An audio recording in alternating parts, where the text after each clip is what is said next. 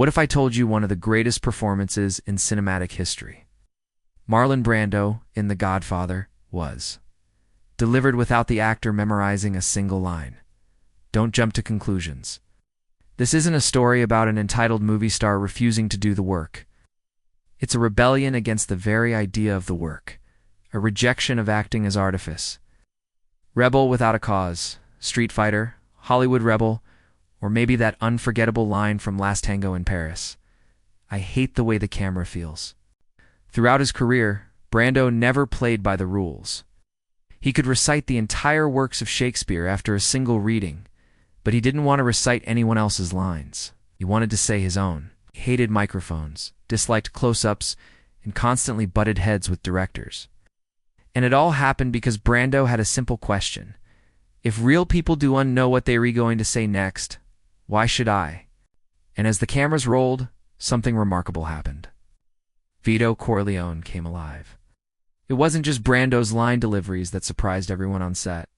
It was his ability to actually look confused or irritated by his co-stars' dialogue. They were placed behind lamps, on top of props, even taped to Al Pacino's chest. But one thing stood out above all. Brando refused to memorize his lines. All right, you got to change my line in editing. I wasn't listening to him. I was looking for mine. I'm your host. And today you'll see why Brando didn't memorize his lines, how it broke the industry. It sounds absurd, but it worked.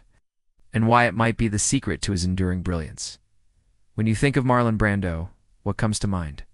Maybe it was Brando's insistence that his character, Vito Corleone, head of the most powerful crime family in New York, should be allowed to make mistakes, stumble over his words, and correct himself mid-sentence. That seemed crazy. A Don who messes up? But there was a method to Brando's madness. In fact, when filming The Godfather, Brando's constant clashes with director Francis Ford Coppola almost derailed the production. When she spoke her lines, he responded in real time, adding an extra layer of emotion to the scene. After all, most actors spend weeks or months learning their dialogue, rehearsing with their castmates, blocking out scenes, and fine-tuning their delivery. Because instead of relying on rote memorization, he had to stay focused and emotionally engaged throughout the entire shoot. He was always on the edge of saying the wrong thing or forgetting a line, but that vulnerability paid off. It wasn't that he couldn't remember words. In fact, he didn't even read the script until he arrived on set, well, because he brought something to the table that no one else could: complete emotional presence. When was the last time you saw an actor fumble their lines or forget a cue? How did it affect your experience watching the performance? Chances are it made the scene feel more real, more human. But that's part of what made him so fascinating. He wasn't just a natural. He was a pioneer, an innovator who changed the way we think about acting forever. He wasn't afraid to experiment, to push the boundaries of what it meant to be an actor. And if you enjoyed this video, please don't forget to like and subscribe. It really helps us grow. He lived in the present, reacting to his surroundings and his co-stars in real time.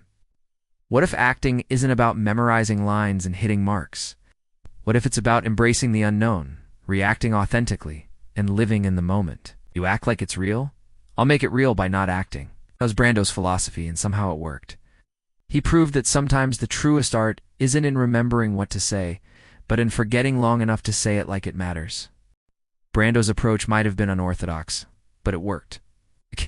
Until then, here's another brilliant mind to explore. He redefined what it meant to be an actor. And that's why he remains one of the most influential and unforgettable performers of all time. And that created a sense of spontaneity and authenticity that audiences couldn't resist. Can't we try something different? Why can't I come onto the set cold? He wanted to break the mold and pave a new path for actors. He showed the world that it's okay to be vulnerable, that it's okay to make mistakes. In fact, it's through our mistakes that we become truly human, truly alive. It's one where the actor is fully present, fully engaged in the moment, even if that means making mistakes. However, Brando didn't follow this approach. He showed up cold and relied on his instincts. And discover the line with the camera rolling? To Brando, acting was all about truth. And to capture the truth, he needed space. In a heated exchange with the young director, Brando asked, "Why does everything have to be the same all the time?" So he proposed a radical experiment. No rehearsal, no advanced preparation. He would simply show up and react. At first, Coppola resisted. He had a tight schedule and a big budget to match. But something about Brando's impassioned plea intrigued him, so Coppola agreed. For example, when Al Pacino's character, Michael Corleone, delivers his famous, "I'm gonna make him an offer he can't refuse" line, the camera captures Brando's genuine surprise at his son's outburst. So how did they pull it off? Cue cards? Yes, cue cards. After shooting a scene, Brando would grab a pack of cigarettes, puff one between his lips, and announce to the crew, "Now, imagine being an actor opposite a legend like Brando, trying to deliver your best performance while peeking at the cue card hidden under your shirt." Despite the chaos and confusion, The Godfather became a blockbuster, winning 3 Oscars, including Best Picture and Best Actor for Brando, who famously turned down the award because of Hollywood's treatment of Native Americans. Now, this raises a question. If the industry's elite recognized Brando's brilliance in The Godfather, why were his peers hesitant to embrace his techniques? To understand that, let's explore why Brando didn't just memorize his lines. But Brando didn't care about any of that. He didn't attend rehearsals.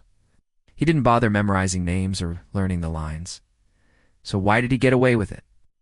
In a typical scene, an actor will rehearse their lines, internalize their character's emotions, and then deliver the dialogue with the appropriate tone and inflection. He didn't know what line was coming next, which forced him to be fully present in each moment, reacting authentically to his surroundings.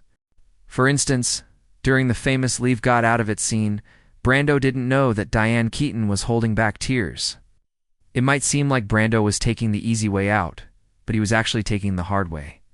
Plus, his lack of preparation forced him to be more vulnerable. It created a sense of immediacy and fragility in his performances that audiences found captivating. Think about it. Brando understood this intuitively. He knew that the perfect performance is not one where everything runs smoothly and flawlessly. The secret to Brando's success was his ability to be in the moment. So why didn't Brando just memorize his lines? Because he wanted to do something different. This approach didn't always work.